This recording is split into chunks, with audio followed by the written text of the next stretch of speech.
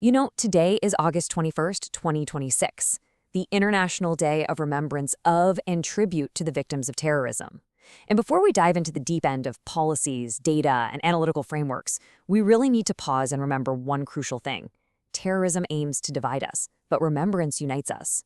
The UN actually established this day back in 2017 just to make sure the voices of victims and survivors are heard, respected, and supported. It's so important to remember that behind every single statistic we're going to look at today, there are real people, real names, families, and dreams.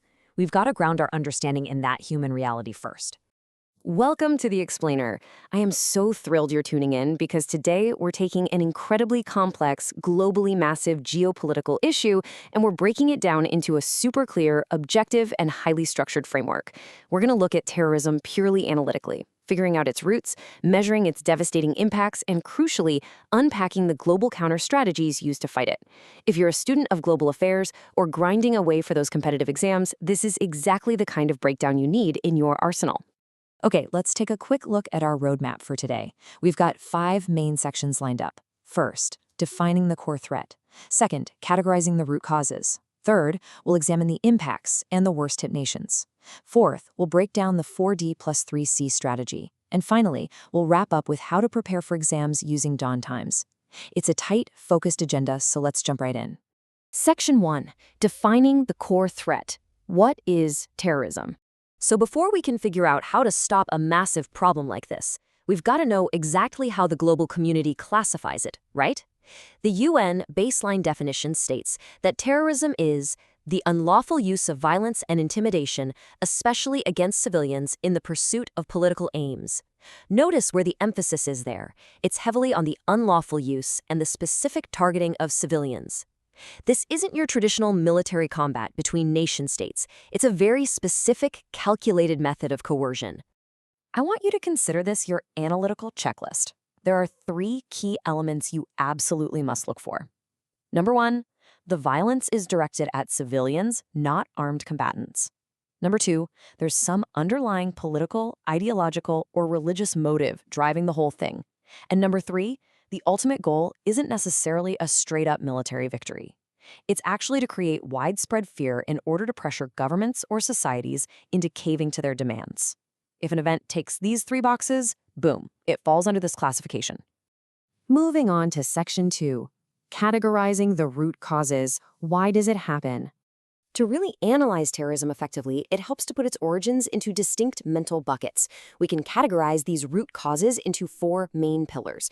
Politically, we see things like state repression, weak governance, or disputed territories creating this fertile ground for unrest. Then, economically, factors like severe poverty and inequality are constantly exploited by groups who dangle financial incentives for recruitment. Socially and ideologically, we're looking at extremist narratives, radicalization, and deep identity crises. And finally, on the international stage, the whole situation is often exacerbated by proxy wars, external funding, and the easy availability of safe havens. The big takeaway here? Terrorism is rarely born from just one of these things. It's almost always a toxic intersection of several. Section 3. Impacts and worst-hit nations. The global toll. When we look at the top 5 nations from the Global Terrorism Index for 2025, the reality is pretty sobering. Coming in at number 1 is Burkina Faso, heavily impacted by groups operating in the Sahel region. Second is Israel, reflecting the ongoing conflict and the October 7 attacks. Third is Mali, dealing with a really tough mix of insurgency and a weak state control. Fourth is Pakistan, facing serious challenges from the TTP, BLA, and sectarian violence. And fifth is Syria, still enduring the incredibly complex fallout of civil war and ISIS. And we should definitely note that countries like Afghanistan, Iraq, Nigeria, Somalia, and Myanmar are also carrying massive burdens just outside this top 5. I just want to pause on this number for a second. Over $150 billion. That is a staggering figure, and this represents the specific economic loss suffered by Pakistan alone since 2001. When we talk about economic impacts, we aren't just tossing around abstract numbers on a spreadsheet. We're literally talking about destroyed infrastructure, massive drop-offs in foreign investment, and shattered local trade. And that economic loss, that's really just one piece of the puzzle. These losses build into huge cascading impacts across all of society. The human cost is obviously primary. We're talking deep trauma and horrific loss of life. But socially, it breeds sectarianism and forces millions to flee their homes as internally displaced persons or refugees. Politically, living under the constant threat of violence often weakens democratic institutions, kind of forcing nations to become these heavy security states, which in turn can curb civil liberties. And globally, it fuels border crises and creates really harmful narratives, like Islamophobia. The damage just fractures every single layer of human organization. Section 4, the 4D plus 3C strategy, global and national solutions. All right, if you're studying for the CSS exams right now, you'll want to pay close attention to this part, because this formula is exactly how you should structure your answers. Let's dive into the first half of this strategy, the 4Ds. First up, denounce. This means actively rejecting extremist narratives at every level of society. Second, deny, basically cutting off the oxygen. This means denying financing, weapons, and safe havens, which is often done through strict international compliance, like FATF regulations.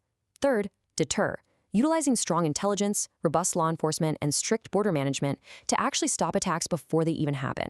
And fourth, develop. This circles right back to those root causes we talked about earlier. You've got to develop education, create real jobs, and ensure justice and good governance to stop recruitment right at its source. So once you've got the 4Ds in play, you need the 3Cs to sort of soften the ideological ground and actually win the peace. First, counter-narrative. This is all about promoting moderate religious and social discourse, often by leveraging community leaders and scholars.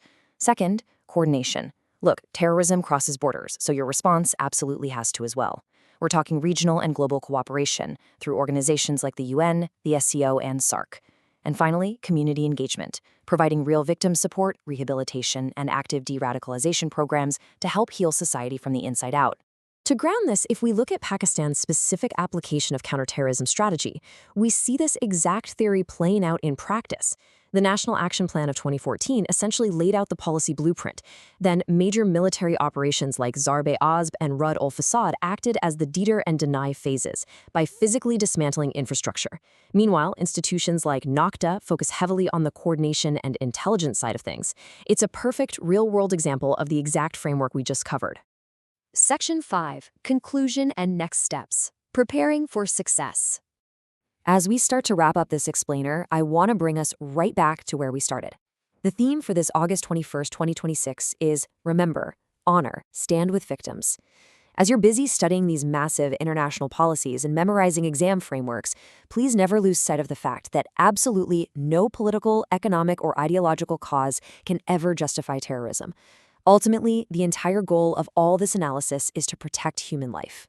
So moving forward, if you really want to master complex topics like the ones we broke down today, especially if you're aiming to conquer those 10-mark CSS notes or tackle tricky MCQs, you need structured, reliable, and expertly curated resources.